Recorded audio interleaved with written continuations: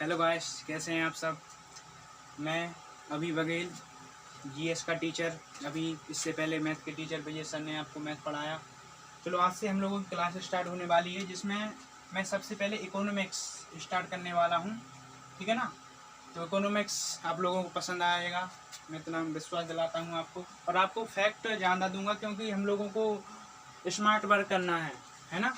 तो smart work के हिसाब से फैक्ट ज़्यादा आपको दूंगा, क्योंकि हम लोग यहाँ पे यूपीएससी लेवल का नहीं पढ़ाने जा रहा हूँ मैं। तो इसलिए मेरा मकसद है आप लोगों को समझ में आए, और जो पेपरों में आपको ज़रूरत पड़ती उस हिसाब का मैं आपको कंटेंट दूँ। चलो ठीक है। अर्थशास्त्र, चलो अर्थशास्त्र। अब अर्थशास्त्र का इंग्लिश लैंग्वेज इकोनॉमिक्स, ठीक है ना। अर्थशास्त्र दो शब्दों से मिलकर बना है, पहला अर्थ और दूसरा शास्त्र, ठीक है ना। अर्थ का मतलब होता है धन और शास्त्र का मतलब होता है वैज्ञानिक अध्ययन। तो अर्थ यानी अर्थशास्त्र का अर्थ यानी कि धन, धन होना चाहिए हमारे पास। शास्त्र यानी वैज्ञानिक अध्ययन। तो जो अर्थशास्त्र होता है उसका धन भी होना जरूरी है, फिर उस पर वैज्ञानिक अध्ययन होना भी जरूरी है। दूसरा आ जाता है अर्थशास्त्र को ग्रीक भाषा में क्या बोलते हैं, ओकेस यानी घरेलू, और नेमियन माने प्रबंधन, मतलब घरेलू प्रबंधन। ठीक है ना बच्चों, समझ में आ गया होगा आपको। एक बार और देख लीजिए। अर्थशास्त्र दो शब्दों से मिलकर बना है, अर्थ प्लस शास्त्र। अर्थ का मतलब होता है धन और शास्त्र का मतलब होता है वैज्ञानिक अध्ययन। ठीक है ना। जैसे ग्रीक भाषा में क्या बोलते, ओकेयस प्लस नेमियन से मिलकर बना है। ओकेयंस मतलब घरेलू, नेमियन माने प्रबंधन। ठीक है ना। तो आप देख सकते हैं इसे अच्छी तरह से। अब चलो अर्थशास्त्र में अब अपन आगे चलते हैं।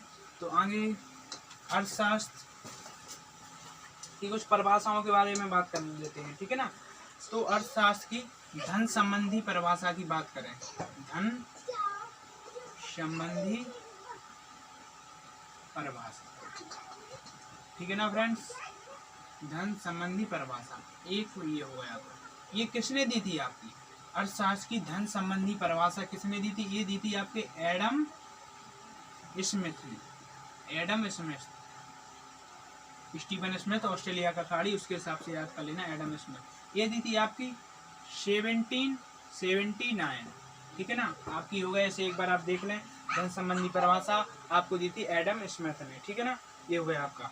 अब आपका हो गया भौतिक कल्याण संबंधी परिभाषा। भौतिक कल्याण संबंधी, भौतिक यानी बोले तो फिजिक्स, भौतिक कल्याण संबंधी परिभाषा, ठीक है ना।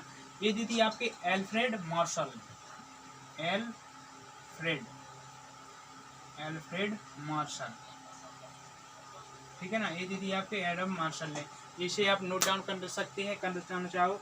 अब आप आगे परिभाषा देख सकते हैं, दुर्लभता, दुर्लभता संबंधी परिभाषा। तो दुर्लभता संबंधी परिभाषा आपकी अर्थशास्त्र की दुर्लभता संबंधी परिभाषा की बात करें तो ये है आपकी दुर्लभता, दुर्लभता संबंधी परिभाषा। इसे तो आप समझ सकते परिभाषा, ठीक है ना। ये दी थी आपकी लॉर्ड रॉबिन्स ने। किसने दी थी बच्चों? लॉर्ड रॉबिन्स, ठीक है ना। ये दी थी आपकी लॉर्ड रॉबिन्स ने, ठीक है। इसे आप नोट डाउन कर सकते, लॉर्ड रॉबिन्स ने दी थी, ठीक है। अब आ गया आपका विकास संबंधी परिभाषा। इसे दी थी आपकी 1932 में दी थी, ठीक है ना। लॉर्ड रॉबिन्स ने 1932 में दुर्लभता संबंधी परिभाषा अर्थशास्त्र की दी थी। अब आ गई आपकी क्या, विकास संबंधी परिभाषा।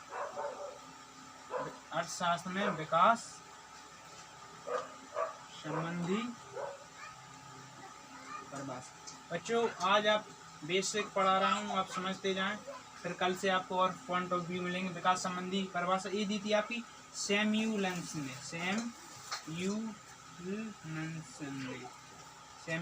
ने, ठीक है। ये हुआ आपका। चलो आशा करता हूँ नोट डाउन कर लिया होगा। अब आगे चलते हैं, आज आप समझ सकते हैं पूरा। चलो अब आपको हम समझाते हैं। चलो बच्चों, मैंने बहुत गहन